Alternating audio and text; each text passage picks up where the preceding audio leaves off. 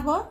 তো দেখুন মাংসটা আমি 2 ঘন্টা আগে হলুদ, লবণ, শুকনো লঙ্কা এবং গোলমরিচের গুঁড়ো দিয়ে মাখিয়ে রেখে দিয়েছিলাম 2 ঘন্টা। এবার আমি এর মধ্যে দেব, আমার 2 ঘন্টা হয়ে গেছে। এবার এর মধ্যে আমি 2 চামচ অ্যারারুট দিলাম, একটা গোটা ডিম দিলাম। এবার আমি এটাকে হাতে করে মাখিয়ে নেব। তেলটা আমার গরম হয়ে গেছে। এবার আমি চিকেনগুলো এর মধ্যে দিয়ে ভাজবো।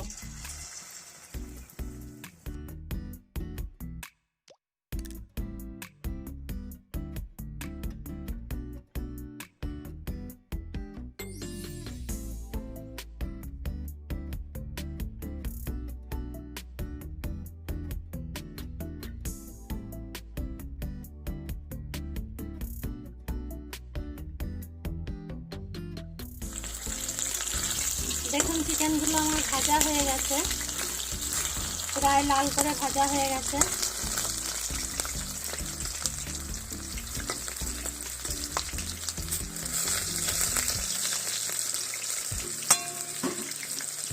এবার আমি চিকেনগুলো তুলে নেব। তেলে ছেড়ে দেব।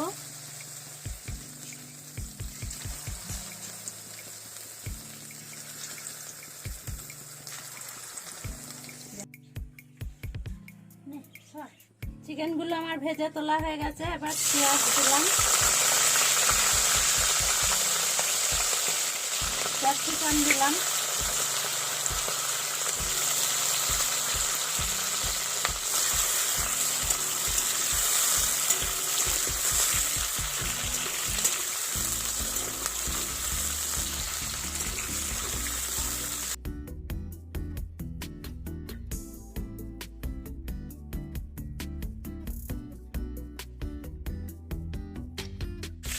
এরপর রসুন কুচি দিলাম, আদা কুচি দিলাম,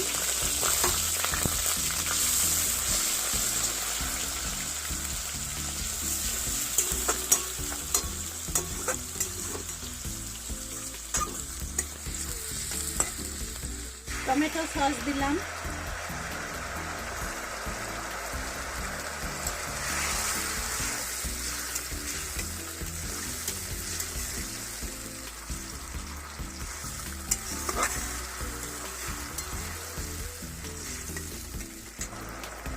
চিলি সস দিলাম,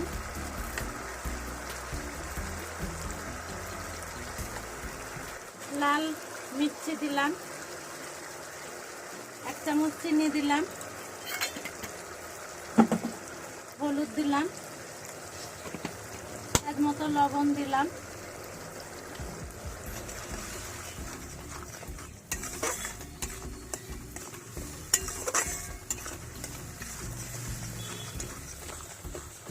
দু চামচ কর্নফ্লাওয়ার নিয়েছি। তাকে এবার গাঢ় করার জন্য আমি কর্নফ্লাওয়ারটা জলের মধ্যে গুলে নিলাম। এবার আমি ঝোলের মধ্যে দিয়ে দেব। সুন্দর রান্না করার উপায়, আপনারা বাড়িতে করে খাবেন।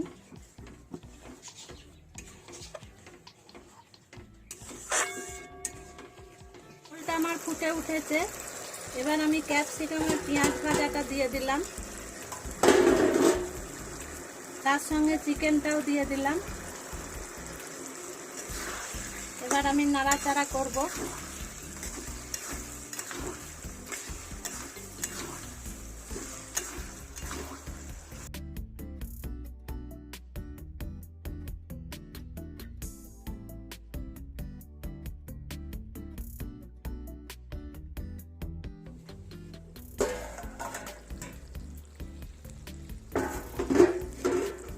আমি 2 মিনিট ঢেকে রেখেছিলাম। এবার আমার চিকেনটা হয়ে গেছে। আমার চিলি চিকেন রেডি।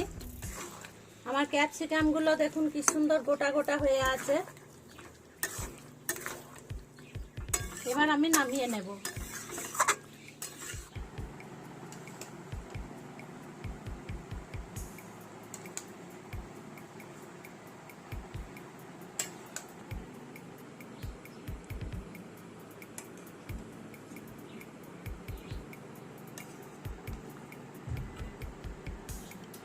দেখুন